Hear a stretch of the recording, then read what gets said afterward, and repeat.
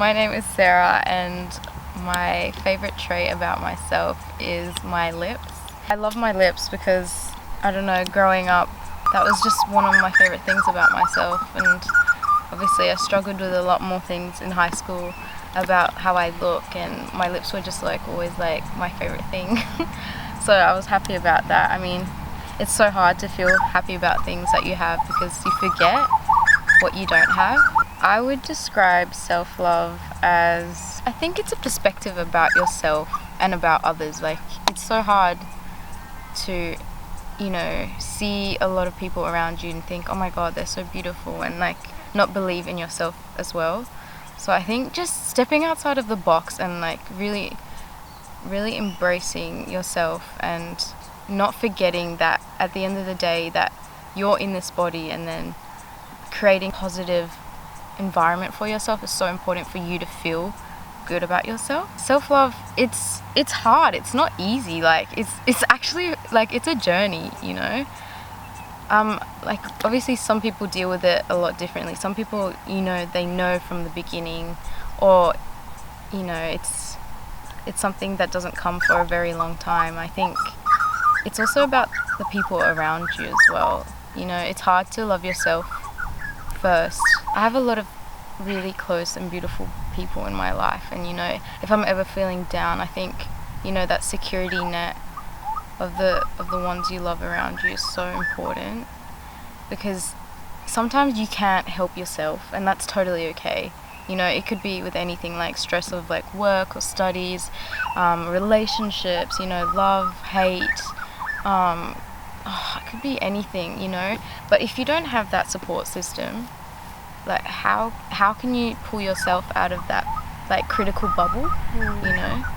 So I think talking to someone that you trust, most importantly, is so important, I think. And I think that's how I get out of those really negative problems or situations. I just need to talk to someone. And I think people forget that talking is okay, like it's never not okay to speak what you're feeling, and your emotions are like, you just got to get in touch with that, because if you're not in touch with it, then I don't think you can actually understand what you're going through. If I'm like really going through something, that's like putting me in such a bad,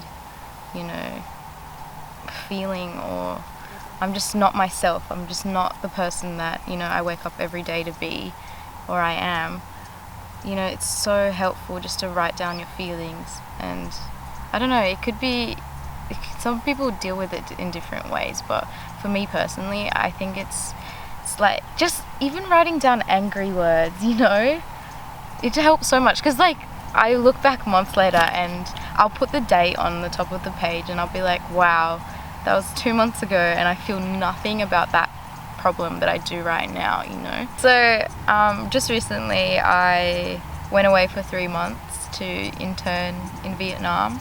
Now, if you asked me maybe 2-3 years ago where I'd see myself and how I would actually escape, I don't know, my comfort zone, I went away on my own. Someone who's, I'm gonna say, very dependent on other people, and immersed myself in a whole different culture, met different people and places, and got to work with the most amazing people. But I think 2 years ago I wouldn't have seen myself being able to do that, because of being so dependent on like my parents maybe, and I've always been looked after personally in my life. I've never had the chance to really branch out and explore my boundaries of like independence. So it taught me a lot. Like it feels like these past few months have been a blur, because